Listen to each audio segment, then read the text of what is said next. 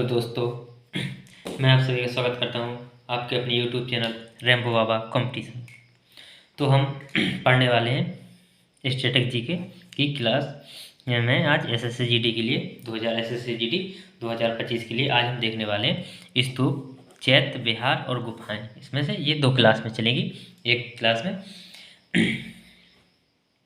ही class में ये क्या क्या देखने वाले आज देखने वाले स्तूप, चैत्य विहार और गुफाएं देखने वाले हैं, और कल देखेंगे प्राचीन मंदिर, जो क्या है मंदिर। तो ये एक दो क्लास होंगी, एक में गुफाएं, चैत्य विहार और स्तूप, और एक में मंदिर। तो ये इसकी दो क्लासें चलेंगी। तो आज ये इसकी क्लास 1 है। तो आज देखने वाले हैं हम क्या क्या, स्तूप, चैत्य विहार और गुफाएं। आज हम ये चीज़ें देखने वाले हैं। ये परीक्षा में पूछ लिए जाते हैं ये क्या होते हैं, तो देख लेते हैं। तो चलिए बिना किसी देरी के स्टार्ट करते हैं। तो देखते हैं स्तूप।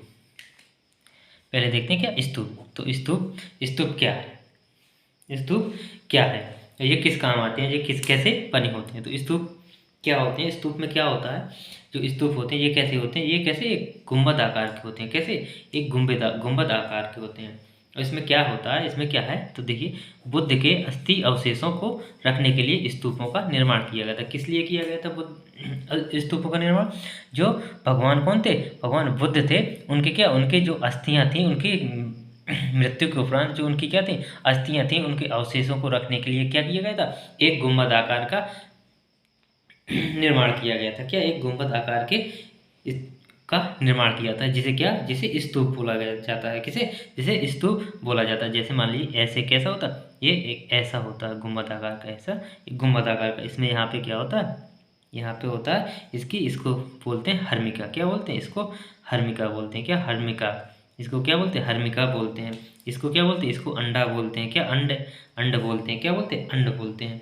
और इसमें क्या लगा होता है, एक छतरी नुमा, क्या छतरी नुमा तो इसको क्या बोलते हैं, इसको जो डंडा होता है इसको क्या दंड बोलते हैं। क्या, इसको दंड, इसको क्या बोलते हैं, इसको छत्र बोलते हैं। तो पूछ लेते हैं परीक्षा में। तो क्या, तो जो ये हर्मिका होती है, इसमें क्या होता है, इसमें सबसे ये क्या होता है, इसका स्तूप का सबसे पवित्र स्थल होता है। क्या, सबसे पवित्र, ये क्या होता है, हर्मिका होता है, जो सबसे पवित्र स्थल होता है। क्या, जो सबसे पवित्र स्थल होता है। इसमें क्या होता है, इसमें जो अवशेष होते हैं इसमें रखे जाते हैं। क्या होते हैं, इसमें अवशेष रखे जाते हैं। और ये होता है इसका चबूतरा। क्या होता है, ये होता है चबूतरा, या इसी को क्या बोलते हैं, इसे मेधी बोलते हैं। क्या, मेधी बोलते हैं। क्या दूर लेते रहो, मेधी, क्या बोलते हैं, इसे मेधी बोलते हैं। क्या बोलते हैं, और इसमें क्या होता है, एक प्रदक्षिणा पथ होता है। इसको क्या बोलते हैं, जो परिक्रमा लगाने के लिए होता है। क्या, जो परिक्रमा के लिए होता है वो क्या बोलते हैं, उसे प्रदक्षिणा पथ, क्या बोलते हैं, प्रदक्षिणा पथ बोलते हैं। और ये इसको चारों तरफ से जो रेलिंग टाइप की होती है, आपने देखा होगा, तो ये रेलिंग टाइप की होती है। इसे क्या बोलते हैं, इसे वेदिका बोलते हैं। इसे क्या बोलते हैं, वेदिका। क्या बोलते हैं, इसे वेदिका बोलते हैं। और वेदिका में क्या, तो जो गेट होते हैं, जो क्या, दो गेट होते हैं, जो गेट लगे होते हैं, उन गेटों को क्या बोलते हैं, उनको बोलते हैं क्या, तोरण। क्या बोलते हैं, उनको बोलते हैं क्या, तोरण बोलते हैं। उनको क्या बोलते हैं, उनको बोलते हैं तोरण। तो ये होता है स्तूप। क्या होता है, ये होता है, इस प्रकार से स्तूप होता है। तो देखते हैं स्तूप, इसमें क्या होता है। ये जो स्तूप है, जो स्तूप क्या है, जो स्तूप क्या है, बौद्ध स्थापत्य कला का एक अंग है। क्या है, ये बौद्ध स्थापत्य कला का एक अंग है। क्या है, बौद्ध स्थापत्य कला का एक अंग होते हैं, जिसमें क्या, जिसका तत्पर ऊंचा उठा हुआ भाग होता है। क्या होता है, जिसका तत्पर ऊंचा हुआ उठा भाग होता है। तो ये किसके लिए, ये बुद्ध की अस्थि अवशेषों को रखने के लिए स्तूपों का निर्माण किया गया था। किसके, बुद्ध के अस्थि अवशेषों को रखने के लिए किसका, स्तूपों का निर्माण किया गया था।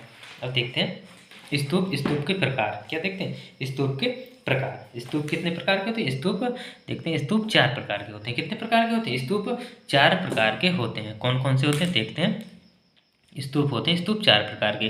शारीरिक स्तूप, पारिभौतिक स्तूप, उद्देशिक स्तूप और संकल्पित स्तूप। कौन कौन से, शारीरिक, तो शारीरिक स्तूप कौन से होते हैं, इसमें क्या होता है, जो शारीरिक स्तूप में क्या है, शारीरिक स्तूप का मतलब है जो इसमें बुद्ध के और उनके क्या, उनके शिष्यों के जो अंग अवशेष हैं, जो क्या अंग अवशेष, जो किसके, बुद्ध के, क्या, बुद्ध के जो अंग अवशेष हैं, वो इसमें किसमें, शारीरिक में, जो शरीर के अंग है उसमें नाम से स्पष्ट, जो शारीरिक है उनमें शरीर के अंग रखे गए हैं। क्या, जो शरीर के अंग रखे गए हैं। पारिभौगिक, क्या जो पारिभौगिक मतलब जो क्या भोग की गई वस्तु, कौन सी, जो भोग की गई वस्तु, भोग की गई वस्तुएं। इसमें क्या है, भोग की गई वस्तुएं मतलब जैसे चरण पादुकाएं हैं, भिक्षा का पात्र है, तो ये क्या पारिभौगिक मतलब भोग की गई वस्तुएं। इसमें क्या भोग की गई वस्तुएं स्तूप में, पारिभौगिक स्तूप में भोग की गई वस्तुओं को रखा जाता है। अब कौन सा उद्देशिक स्तूप, कौन सा उद्देशिक स्तूप, उद्देशिक स्तूप में गया है जो अपनी इसमें जो यात्रा, कौन सी यात्रा में, यात्रा के टाइम जो जीवन की उनकी यात्रा है का जो सबसे पवित्र स्थान है, ये क्या जीवन से संबंधित पवित्र स्थान है, क्या ये क्या जीवन का सबसे पवित्र स्थान, इसमें जीवन का क्या है स्तूप आते हैं इसमें, जो क्या है बुद्ध के जीवन से संबंधित अथवा उनकी जो यात्रा से पवित्र हुए स्थान है, क्या है जो यात्रा से पवित्र हुए स्थान है, क्या है जो यात्रा से क्या है पवित्र हुए स्थान, पवित्र हुए स्थान, क्या है जो यात्रा से पवित्र हुए स्थान है, वो क्या है वो उद्देशिक स्तूप में आते हैं। अब संकल्पित स्तूप में क्या आते हैं, संकल्पित स्तूप में आते हैं जो क्या, जो बुद्ध के अनुयायियों द्वारा, जो क्या बुद्ध के अनुयायियों द्वारा बनवाए, जो बुद्ध के अनुयायियों, किन के, ये अनुयायियों के द्वारा बनवाए गए हैं, या अनुयायियों जो अनुयायियों के द्वारा बनवाए गए, ये क्या बौद्ध अनुयायियों के द्वारा बनवाए गए स्तूप हैं, तो इनको क्या बोलते हैं, इनको संकल्पित स्तूप बोलते हैं, क्या बोलते हैं, संकल्पित स्तूप बोलते हैं। तब देखते हैं प्रमुख स्तूप देख लेते हैं, क्या अब देखते हैं प्रमुख स्तूप, देखते हैं क्या करते हैं, प्रमुख स्तूप देखते हैं। चलिए देखते हैं प्रमुख स्तूप, क्या प्रमुख स्तूप, तो देखते हैं एक एक करके प्रमुख स्तूपों को।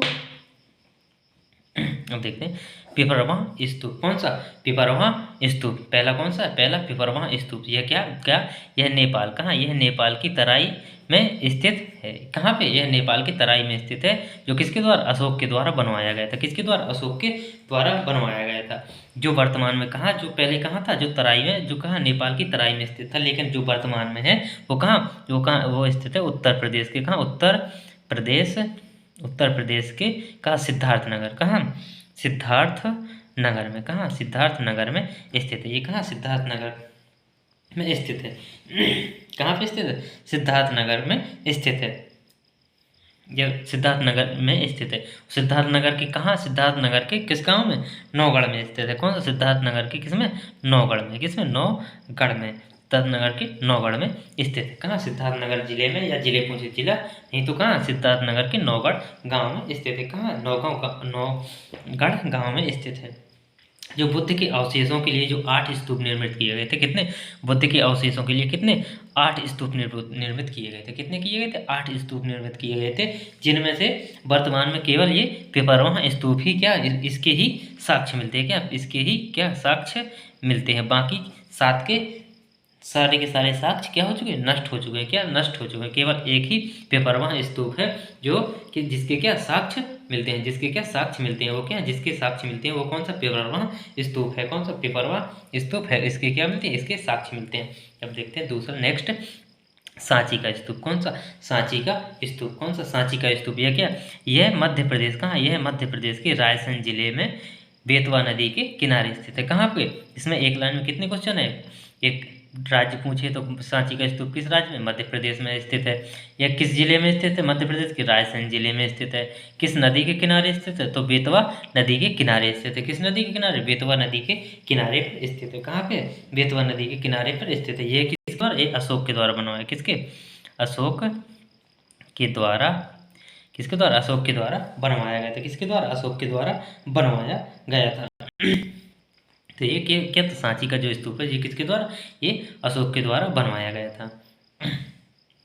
अब जो सांची का स्तूप है तो यहाँ पे क्या, यहाँ पे कितने 3 स्तूप मिलते हैं, कितने 3 स्तूप मिलते हैं, कितने 3 स्तूप मिलते हैं, 3 स्तूप में कितने, एक बड़ा मिलता है, कितना, एक बड़ा स्तूप, 2 छोटे स्तूप, कौन, 2 छोटे स्तूप मिलते हैं। तो जो दो छोटे स्तूप हैं, जो क्वेश्चन बहुत पूछा जाता है, जो 2 छोटे स्तूप हैं उनमें किनके अवशेष मौजूद हैं, जो छोटे स्तूप हैं उनमें किसके अवशेष मौजूद हैं, ये पूछा जाता है। तो उसमें जो बुद्ध के शिष्य थे, कौन से, बुद्ध के शिष्य कौन कौन, जो बुद्ध के 2 शिष्य थे, कौन कौन, सारिपुत्र, कौन सा, सारिपुत्र, कौन सा, सारिपुत्र और महामुग्ध लायन। कौन सा? महामुग्ध लायन। महामुग्ध लायन, महामुग्ध लायन। इन दोनों के अवशेष मिलते हैं कहाँ? इन दोनों के अवशेष मिलते हैं इन दो छोटे स्तूपों में। क्या? इन दो छोटे स्तूपों में इन सारिपुत्र और महामुग्ध लायन के क्या मिलते हैं? अवशेष मिलते हैं। क्या मिलते हैं? अवशेष मिलते हैं।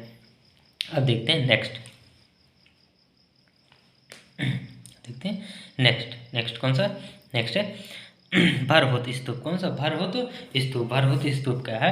ये कहाँ? यह मध्य प्रदेश के कहाँ? मध्य प्रदेश के सतना जिले में स्थित है। कहाँ पे? कहाँ पे स्थित है? मध्य प्रदेश के कहाँ पे? सतना जिले में स्थित है। कहाँ पे स्थित है? मध्य प्रदेश के सतना जिले में स्थित है। इसका भी निर्माण किसने? इसका निर्माण किया था, इसका भी किसने? अशोक ने। किसने?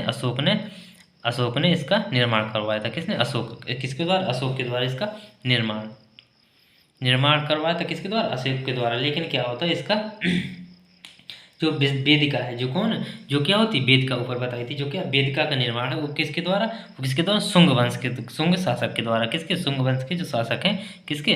शुंग शासक द्वारा।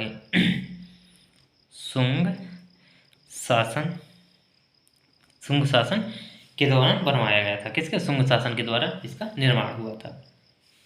किसके शासन के टाइम? शुंग शासन के दौरान इसका निर्माण हुआ था। देखते हैं चौखड़ी स्तूप। कौन सा?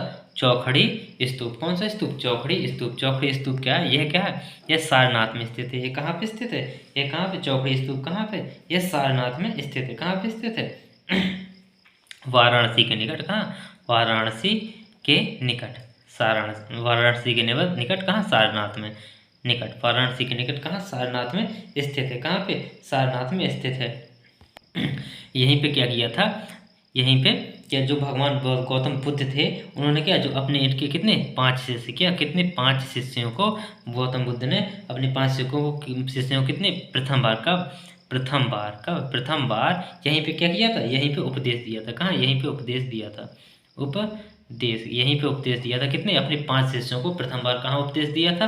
वो तमिल कहाँ? सारनाथ में। कहाँ दिया था? सारनाथ में दिया था। यहीं पे क्या था?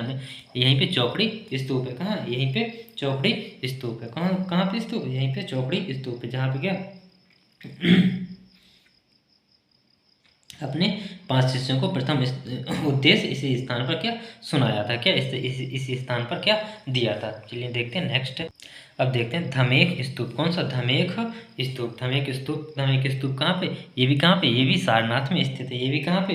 वाराणसी के निकट। कहाँ पे? वाराणसी के निकट कहाँ? सारनाथ में स्थित है। कहाँ पे? सारनाथ में स्थित है। इसका निर्माण कब हुआ था? इसका निर्माण हुआ था गुप्त काल के दौरान। क्या? गुप्त काल के दौरान। कब हुआ था? गुप्त काल के दौरान इसका निर्माण हुआ था। किसके द्वारा निर्माण हुआ था? गुप्त काल के दौरान। इसकी आकृति कैसी है? इसकी आकृति पूछी जाती है। तो इसकी आकृति कैसी? इसकी आकृति है बेलनाकार। क्या? इसकी आकृति बेलनाकार है। किसकी? इसकी आकृति कैसी है? इसकी आकृति कैसी है? इसकी आकृति बेलनाकार है। इसकी आकृति कैसी है? इसकी आकृति बेलनाकार है। और इसमें क्या हुआ? इसमें पत्थर और ईंटों दोनों का प्रयोग हुआ। इसमें क्या हुआ? इसमें पत्थर और ईंटों, किसका? ईंटों दोनों का प्रयोग है। क्या? दोनों का प्रयोग हुआ है। क्या? धमेख स्तूप में किसका? पत्थर और ईंटों दोनों का प्रयोग हुआ है। क्या? किनका हुआ? पत्थर और ईंटों दोनों का प्रयोग हुआ है।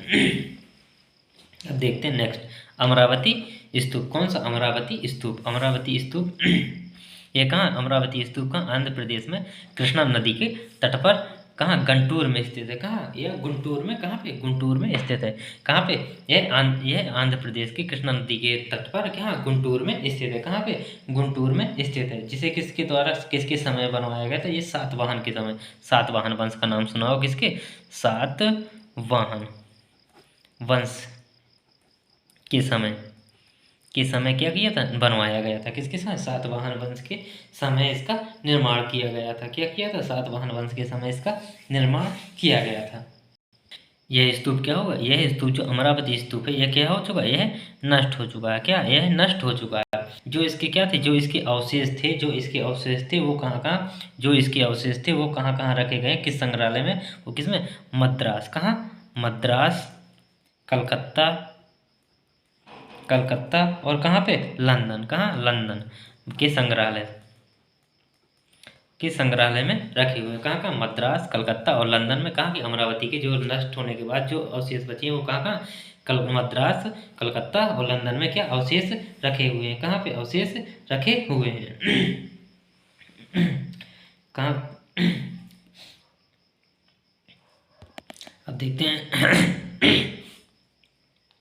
अब देखते हैं नेक्स्ट, नागार्जुनी कोंडा स्तूप। कौन सा, नागार्जुनी कोंडा स्तूप। नागार्जुनी कोंडा स्तूप देखते हैं। नागार्जुनी कोंडा स्तूप ये कहाँ, ये आंध्र प्रदेश। कहाँ, आंध्र प्रदेश में। कहाँ, कृष्णा नदी के तट पर स्थित। कहाँ पे, आंध्र प्रदेश में कृष्णा नदी के तट पर स्थित है। कहाँ पे, आंध्र प्रदेश में कृष्णा नदी के तट पर स्थित है। कहाँ पे, आंध्र प्रदेश में कृष्णा नदी के तट पर स्थित है।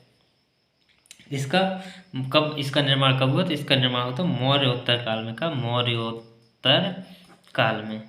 मौर्योत्तर काल में किसके द्वारा, इक्ष्वाकु वंश के शासकों द्वारा। किसके द्वारा, इक्ष्वाकु वंश के शासकों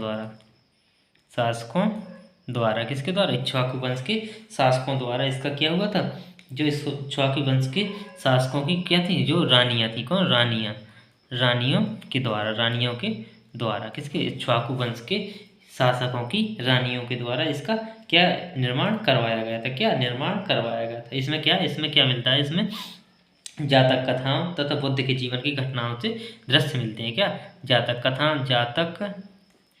कथाओं और बुद्ध के जीवन, क्या, बुद्ध के जीवन की कथा, क्या, बुद्ध के जीवन की कथा के दृश्य मिलते हैं। क्या मिलते हैं, दृश्य क्या अंकित मिलते हैं। क्या, दृश्य अंकित मिलते हैं। कहाँ पे, नागार्जुनी कोंडा में। कहाँ पे, नागार्जुनी कोंडा में स्तूप में मिलते हैं। तो ये थे क्या, ये थे इम्पोर्टेंट स्तूप। क्या थे, ये थे इम्पोर्टेंट स्तूप। अब देखते हैं हम गुफाएं। अब देखते हैं गुफा स्थापत्य, क्या, गुफाएं। क्या, अब देखते हैं प्रमुख गुफाएं। क्या देखते हैं, प्रमुख गुफाएं देख लेते हैं। क्या देखते हैं, प्रमुख गुफाएं देख लेते हैं। तो चलिए देखते हैं प्रमुख गुफाएं। पहली गुफा देखते हैं। पहली गुफा बराबर गुफा, पहाड़ी गुफा। कौन सी, बराबर पहाड़ी गुफा। बराबर पहाड़ी गुफा यह कहाँ है, यह बिहार में। कहाँ, बिहार के जहानाबाद जिले में स्थित है। यह कहाँ पे, बिहार के जहानाबाद जिले में स्थित है। कहाँ पे, बिहार के जहानाबाद जिले में स्थित है। ये किसके द्वारा, इसका निर्माण किसके, अशोक के द्वारा। किसके द्वारा, इसका निर्माण किसके द्वारा कराया गया था, अशोक के द्वारा कराया गया था। किसके द्वारा, अशोक के द्वारा कराया गया था। इसकी जो किसके द्वारा कराया गया था, अशोक के द्वारा। इसमें जो बराबर की पहाड़ियां हैं, इसमें क्या, इसमें एक गुफा है। इसमें एक गुफा का नाम है क्या, सुदामा गुफा। क्या, सुदामा गुफा। क्या, सुदामा गुफा उसका नाम है। जो किसकी, जो आजीवक, जो किसने, अशोक ने किसके, आजीवक सन्यासियों को, क्या, सन्यासियों क्या प्रदान की थी। क्या, प्रदान की थी, उनके रहने के लिए उनको दे दी थी। तो इस जो ये पूछी जाती है, जो सुदामा गुफा है, इसकी सुदामा गुफा की छत का आकार पूछा जाता है। किसकी, इसकी छत। इसकी छत का आकार कैसा, इसकी छत का आकार कैसा, ढोलक के आकार का। कैसा, ढोलक के आकार का। कैसा, इसकी छत का आकार कैसा, ढोलक के आकार का इसका है। तो ये पूछ रहे थे किस गुफा में मिलती है ढोलक के आकार की गुफा, किस पहाड़ियों में मिलती है या किस पहाड़ी गुफा में पाई जाती है। तो क्या, ये सुदामा गुफा या बराबर की पहाड़ी गुफा में मिलती है। अब देखते हैं नेक्स्ट, देखते हैं नागार्जुनी पहाड़ी गुफा। कौन सी, नागार्जुनी पहाड़ी गुफा। कौन सी, नागार्जुनी पहाड़ी गुफा। ये कहाँ, ये कहाँ, ये भी कहाँ, बिहार के जहानाबाद जिले में स्थित है। कहाँ, यह भी कहाँ, बिहार के जहानाबाद जिले में स्थित है। कहाँ पे, जहानाबाद जिले में स्थित है। इस गुफा की कौन सी, गोपी गुफा उल्लेखनीय। इसकी किसकी, इसकी जो गोपी गुफा, इसकी गोपी गुफा है जो महत्वपूर्ण है। किसके द्वारा बनवाई गई थी, अशोक के पौत्र, किसके, अशोक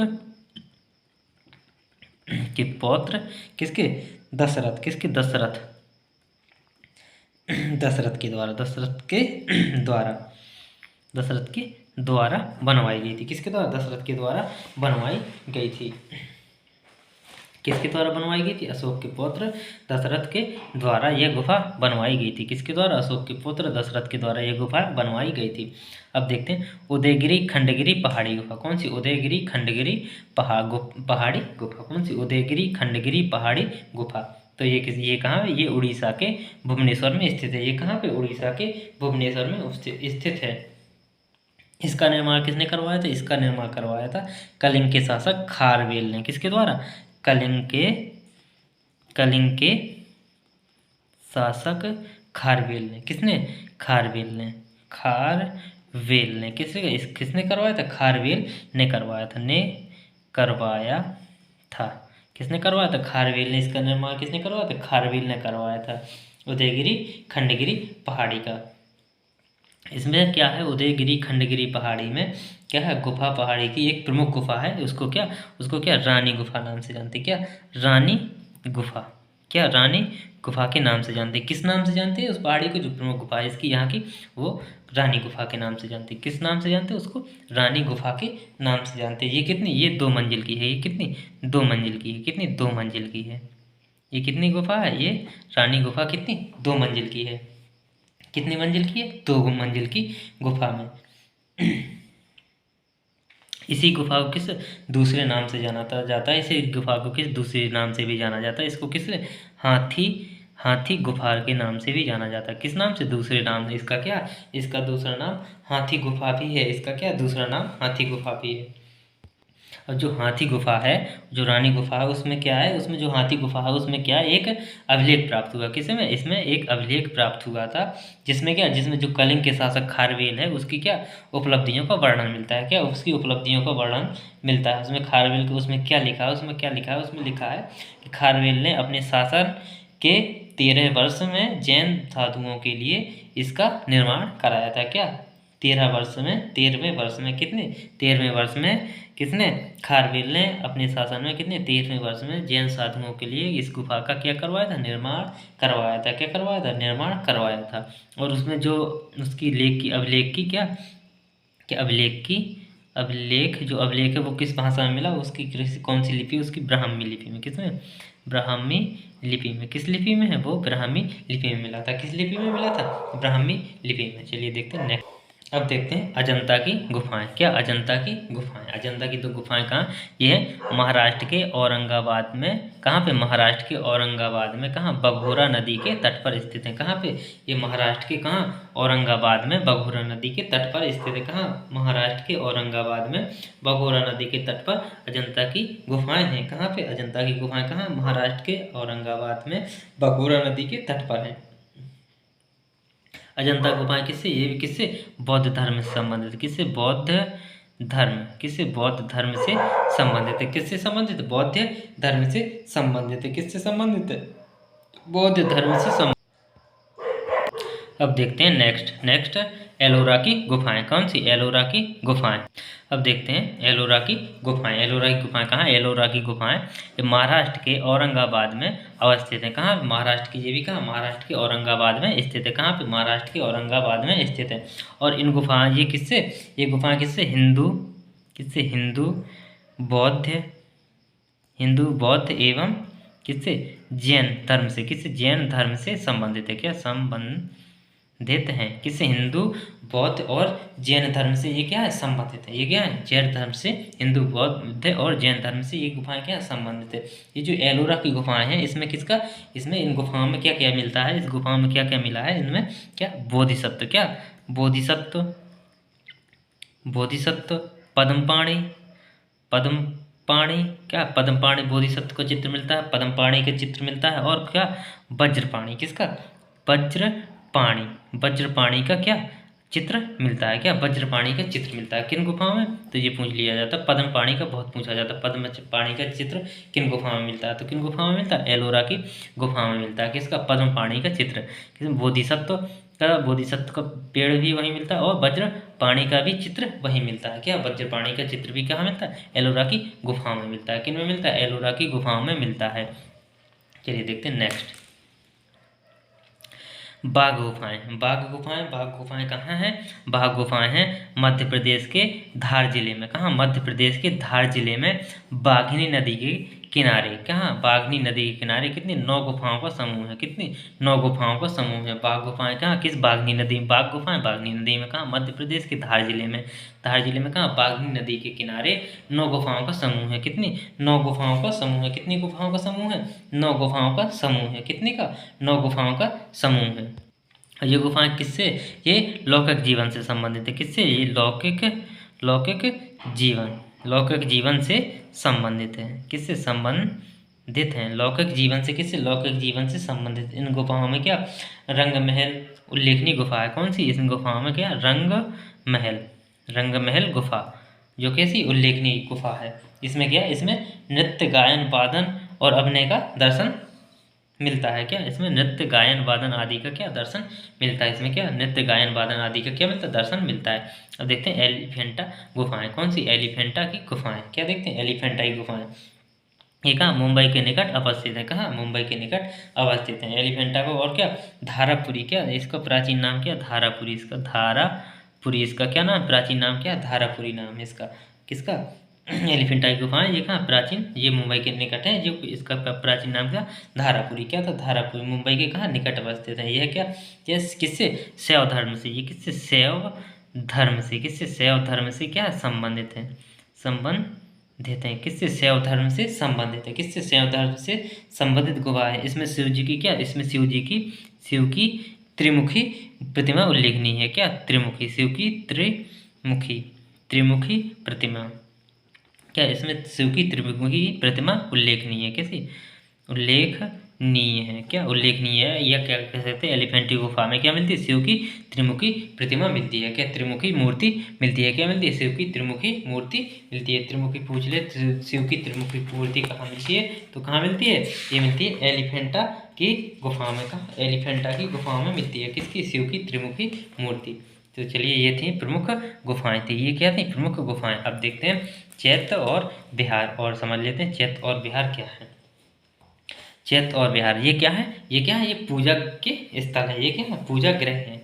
क्या है, पूजा गृह है। जो चैत्य होता है, जो चैत्य है, जो क्या, जो चैत्य है, ये क्या है, ये चैत्य है। ये क्या, पूजा गृह है। क्या, पूजा ग्रह है। क्या, पूजा ग्रह है। और विहार क्या है, ये वृक्षों को, ये निवास स्थान है। क्या, निवास स्थान है। क्या, निवास स्थान।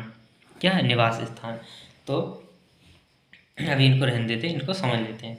जैसे तो क्या होता है, जो चैत्य होते हैं, इसको, इसका मतलब क्या है, इसका चैत्य का मतलब, ये वैसे तो कह सकते हैं कि चैत्य शब्द किससे, चिता से बना है, या किससे, चिता से संबंधित है। किससे, जो चैत्य शब्द है वो किससे, चिता से संबंधित है। अर्थात सौदाह के पश्चात बचे हुए शव को भूमि के अंदर रखने वाली संबंधित जो समाधियाँ बनाई जाती हैं। क्या, जो सौदाह, जो मुर्दे को जलाने के बाद जो उसकी अवशेष बचते हैं, उसको क्या, उसको रखने के लिए क्या करते हैं, उसको रखने के लिए जो समाधियाँ बनाई जाती हैं, उसे क्या, चैत्य कहते हैं। उसे क्या, चैत्य कहते हैं। क्या कर, उसे क्या कहते हैं, चैत्य कहते हैं। क्या कहते हैं, उसे चैत्य कहते हैं। जैसे कोई अब मान लीजिए, देख लेते हैं, जैसे कोई ये है, अब ये हो गया, तो ये क्या है, ये समाधि हो गई। क्या हो गई, ये समाधि हो गई। कहाँ पे, ये समाधि, ये कहाँ पे, ये समाधि है। ठीक है, ये मान लीजिए यहाँ पे किसी व्यक्ति की समाधि, तो ये क्या हो गई, ये यहाँ पे खाली इतना, ये क्या हो गया, ये चैत्य हो गया। ये क्या हो गया, चैत्य हो गया। और यहीं पे ये बना दिया इसमें, ये यहाँ पे ये, तो ये क्या हो गया, उनके भिक्षुओं के ये रहने के लिए, ये जो है, तो ये क्या है, ये विहार है। ये क्या है, ये विहार है। तो ये क्या है, जो ये चैत्य वो क्या है, पूजा स्थल है। ये क्या है, पूजा स्थल है। ये क्या है, पूजा स्थल है। और ये क्या है, निवास स्थान है। ये क्या, विहार है। यहाँ पे जो कमरे कटे हुए हैं, जो क्या है, जो कमरे कटे हुए हैं, जो कि किनके, भिक्षुओं के लिए, किनके, भिक्षुओं के लिए, भिक्षुओं के लिए, भिक्षुओं के लिए क्या है, भिक्षुओं के लिए निवास स्थान है। क्या, निवास स्थान है। क्या है, भिक्षुओं के लिए निवास स्थान है। क्या है, भिक्षुओं के लिए निवास स्थान है। अब देख लेते हैं इसके जो प्रमुख चैत्य हैं, कौन कौन से प्रमुख चैत्य हैं, वही जो चैत्य हैं वही क्या है, विहार हैं। तो चैत्य और विहार एक ही है। तो प्रमुख चैत्य जहाँ जहाँ चैत्य हैं वही विहार है। तो पहले देख लें कार्ले चैत्य। कार्ले चैत्य, जो कार्ले चैत्य, ये कहाँ पे, ये महाराष्ट्र में। कहाँ, ये महाराष्ट्र में। कहाँ पे, महाराष्ट्र में। कहाँ पे, महाराष्ट्र में, यहाँ लिख देता हूँ, महाराष्ट्र में। कहाँ पे, ये महाराष्ट्र में स्थित है। कहाँ, महाराष्ट्र में स्थित है। कहाँ, महाराष्ट्र में। तो ये क्या है, ये सबसे बड़ा, क्या, सबसे बड़ा, सबसे बड़ा क्या चैत्य है, ये क्या सबसे बड़ा चैत्य माना जाता है। इसको क्या कार्ले चैत्य को सबसे बड़ा चैत्य माना जाता है। क्या माना जाता है? सबसे बड़ा चैत्य माना जाता है। और दूसरा कौन सा? दूसरा है भज। कौन सा? दूसरा है भज। ये भी कहाँ? ये भी कहाँ? महाराष्ट्र में स्थित है। ये भी कहाँ स्थित है? महाराष्ट्र में स्थित है। कहाँ पे? महाराष्ट्र में स्थित है। देखते बिहार। अब बिहार, बिहार का मतलब समझ लीजिए, बिहार क्या है? जो बिहार है वृक्षों के लिए जो निर्मित स्थान है। क्या? जो निर्मित स्थान है, जो आरंभिक वर्ष, जो क्या होता है, जो कब के लिए रहने के लिए, जो जो वर्षा स्टार्ट होती है, क्या जो वर्षा स्टार्ट होती है तो उसमें वर्षा के टाइम में उसके 4 महीने बिताने के लिए जो उनके क्या रहने के स्थान होते हैं, उसे क्या कहते हैं? बिहार कहते हैं। क्या कहते हैं? उसे बिहार कहते हैं। तो बिहार भी क्या है? बिहार भी यही प्रमुख बिहार है। क्या? यही कार्ले बिहार और कौन सा? भज। कौन सा? कार्ले और भज बिहार क्या प्रमुख है? क्या? कार्ले और भज बिहार के प्रमुख बिहार हैं। तो ये आज हम देखे क्या क्या देखे? चैत्य, बिहार, स्तूप और प्रमुख गुफाएं। चैत्य, बिहार, प्रमुख स्तूप और गुफाएं देखें। तो थैंक यू दोस्तों। क्लास अच्छी लगी तो प्लीज़ लाइक और सब्सक्राइब जरूर करिए। कल देखेंगे प्रमुख मंदिर, मंदिर देखेंगे, प्रमुख मंदिर। थैंक यू दोस्तों।